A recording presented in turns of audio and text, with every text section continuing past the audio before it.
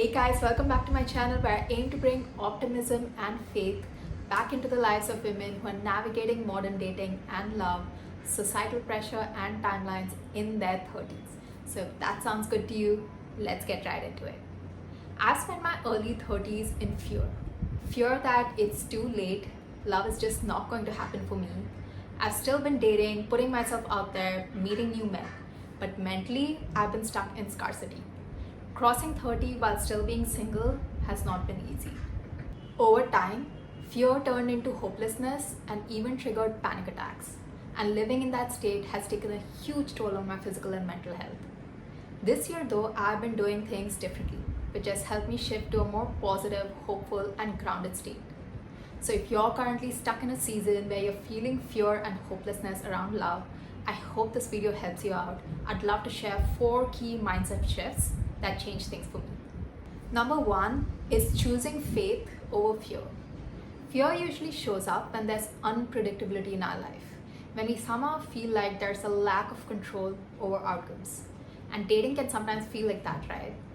I personally consider myself to be a very positive person, but after years of relationships not working out, situationships, ghosting, and dating disappointments, fear has slowly started creeping in.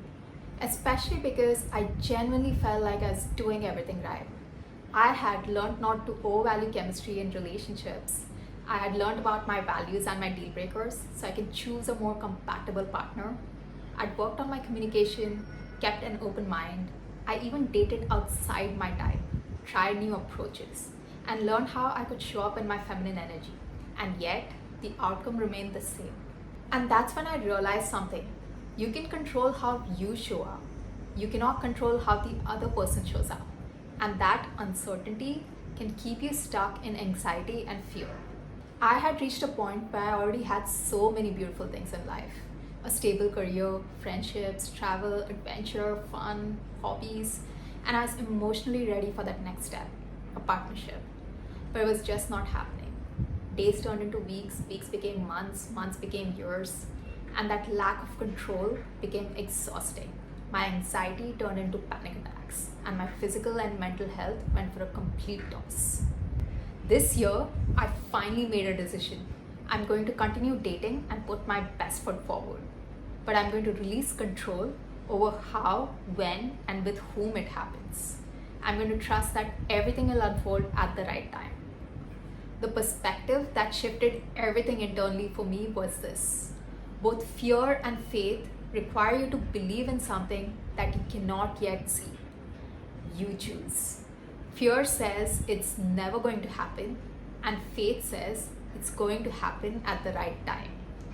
Fear destroys optimism, your health, and possibility, whereas faith keeps you open, resilient, and hopeful. You choose. Number 2 is choosing abundance over lack. The dating pool is shrinking. All the good men are taken. Women over 30 lose value. Men don't like ambitious women. Whatever version of this you've been hearing or you've been telling yourself, it all comes from one place: lack. When you live in a state of lack, you stop seeing possibility. Let me tell you a quick story. When I was growing up as a teenager, I was pretty average in every way. I didn't get the best grades. I wasn't the popular girl in school. I looked pretty average, I had acne and I gained weight. I couldn't speak confidently in English and I was very shy. And yet, in my 20s, my life expanded in ways that I could have never imagined. I ended up living in 2 wildly different countries. I explored new passions. I went on travel, adventures, had new experiences that I once thought were impossible for me.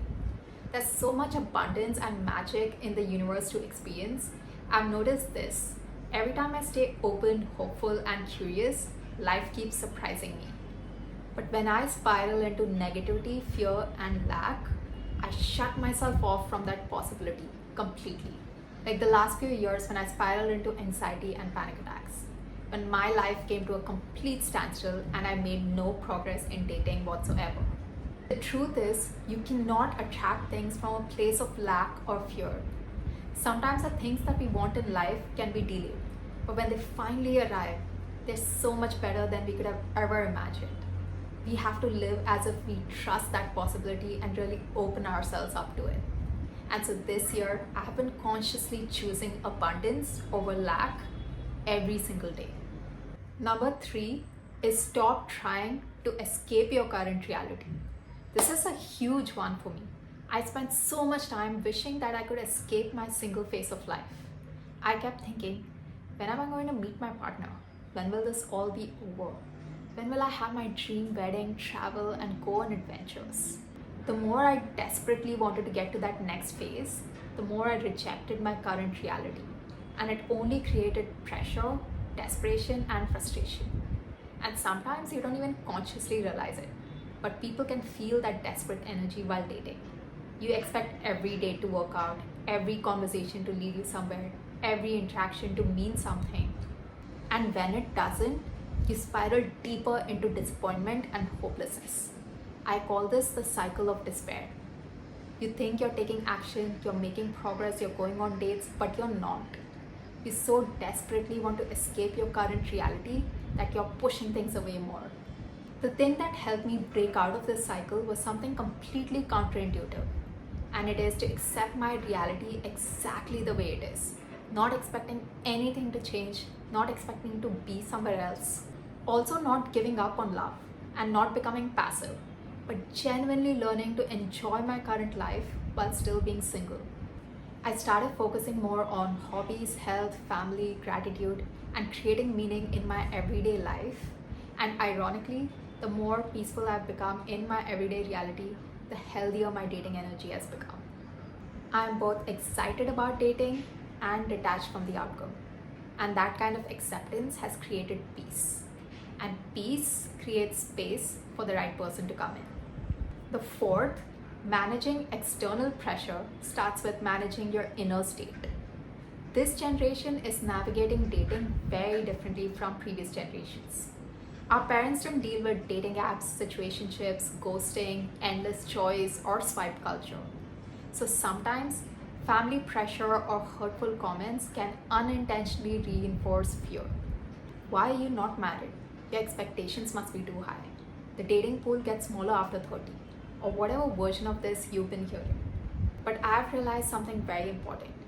Other people's opinions only deeply hurt us, and there's a part of us that believes in what they're saying.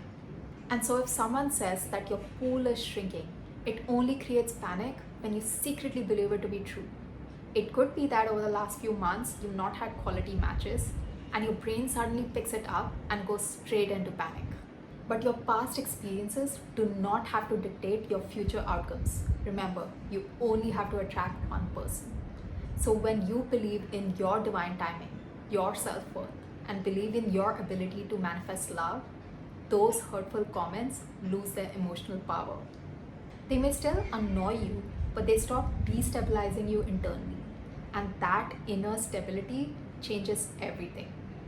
Dating becomes far less emotionally exhausting when your sense of self-worth, faith, hope do not depend on external pressure and timelines. If there's one thing that I hope you take away from this video, it's this. You do not have to live in fear while waiting for love. You can still continue putting yourself out there, continue dating, continue growing, continue having faith, but from a place of peace and acceptance, not panic. And sometimes the biggest shift isn't changing your dating approach, it's in changing the emotional state that you're approaching life from. That's it for today, guys. I hope this video has helped you. Let me know in the comments below. And remember, keep choosing alignment and faith over timelines.